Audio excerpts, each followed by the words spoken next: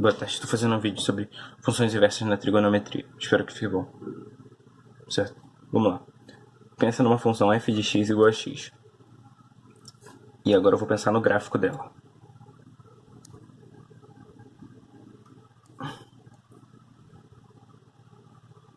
Certo? Aqui eu vou ter x, aqui eu vou ter o y. Só que daí, se eu quiser inverter o eixo x com o eixo y, por exemplo, entende que para cada valor de x, eu vou resultar em um y, certo? Só que se eu quiser fazer o processo inverso, se eu quiser para cada valor de y, eu vou ter um x. Basicamente, para eu ter uma função que faz isso, eu vou precisar ter uma função bijetora. O que é uma função bijetora? Uma função em que todos os valores de y pertencem ao conjunto imagem, certo? E que não existe nenhum valor de y que seja igual y de x1 seja igual a y de x2. Eu preciso que eles sejam diferentes. Y de x1 tem que ser diferente de y de x2. A não ser que x1 seja igual a x2. Eu estou aqui assumindo que eles são diferentes. Certo? Então, vamos lá. Vamos pensar agora na função seno.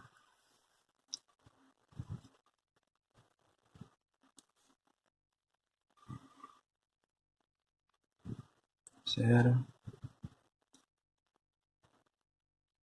Pi sobre 2. Pi. 3. Pi sobre 2. 2 pi. Pi sobre 2. Certo? Vamos pensar na função seno.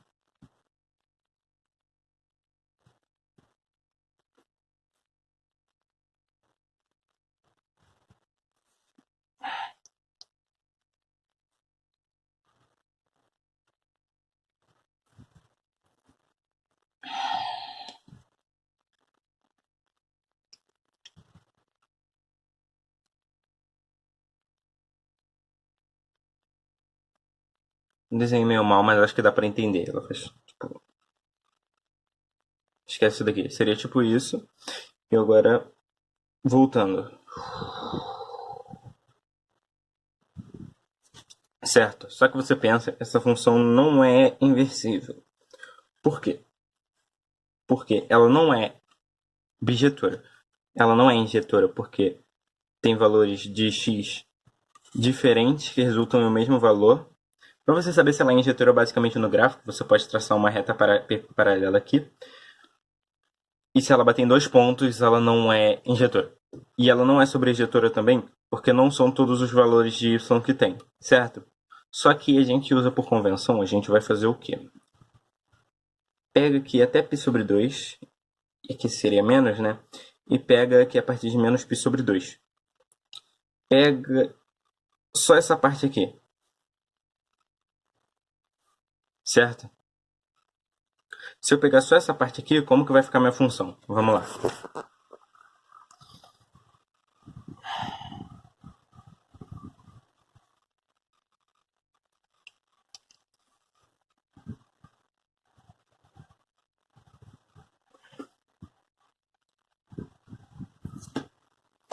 Você percebe?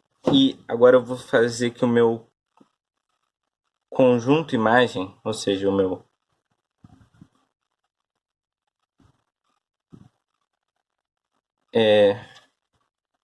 y está contido no intervalo de 0 de menos 1.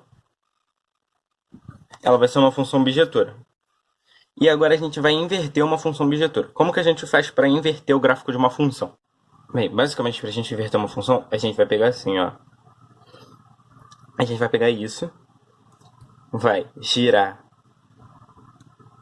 como se a gente girasse 90 graus o gráfico assim, e botasse ela diante de um espelho, certo? Ou seja, a função vai ficar assim, ó. Eu inverti 90 graus. Aí isso vai aqui pra cima. E aí ficaria assim, ó. Tipo isso, entende? E depois eu faço como se fosse um espelho. Ou seja, vai ficar como se fosse isso daqui. Isso. Isso. Como se fosse assim. Só que daí, agora eu vou ter que aqui eu vou ter os valores que o seno resultaria. Por exemplo, aqui vai de 0, de -1 até 1. São todos os valores que o seno pode resultar. E aqui vão ser os ângulos. Ou seja, o seno você usa o ângulo para obter um valor numérico. Na função arco-seno vai ser o inverso, vai ser o processo inverso. Você vai trocar o x pelo y. Você vai usar um valor numérico que varia de -1 até 1, porque são os valores numéricos possíveis para o seno, e vai descobrir o ângulo que gera esse valor. Certo? Ou seja, o arco-seno vai resultar em um ângulo. Bem basicamente isso. E você pode fazer esse processo para tangente e para o cosseno também. Basicamente, como que vai ficar isso?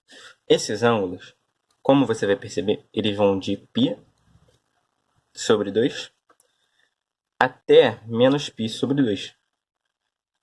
Porque o seno de -π sobre 2 é -1. E o seno de π sobre 2 é 1. Só que aqui, tipo, o seno cujo valor dá 1 é π sobre 2. Entende? Aí a gente fala que o seno cujo valor dá 1 é igual a π sobre 2.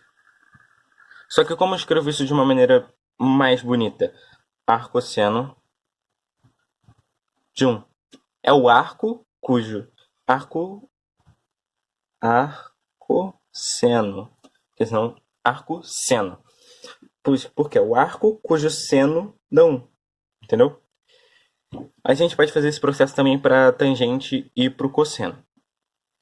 A tangente, os arcos que definem vão ficar da mesma forma. Eles vão ficar de... A gente tem que entender que o domínio da função, que a gente vai usar os ângulos. O conjunto imagem, né, da função da tangente vai dar de -π sobre 2 até π sobre 2. Bem, basicamente, isso tudo foi só uma convenção para você entender o que significa as funções inversas.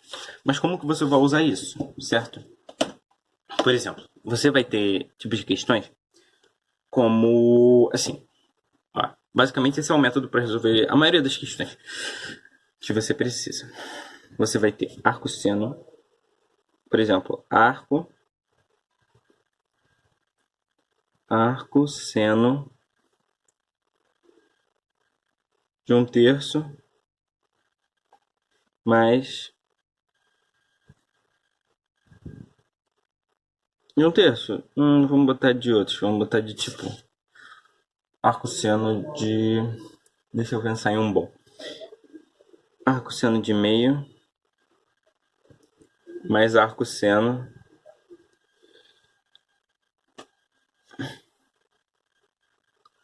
de raiz de 3 sobre 2. Se alguém te pedir isso. Você vai falar que o arcosseno disso vai ser igual a K, certo? Essa soma. E você vai querer descobrir o K. Como que eu vou fazer? Eu vou chamar o arcosseno de meio de A e o arcosseno de raiz de 3 sobre 2 de B. Ou seja, eu vou ter A mais B é igual a K. Certo? Só que o que eu sei? Que o seno de A vai ser igual a meio. Por quê? O seno do arcosseno. E quem que é o arcosseno? É o ângulo que resulta esse seno. Então o seno vai ser meio. Então o seno de A vai ser igual a meio e o seno de B vai ser igual a raiz de 3 sobre 2.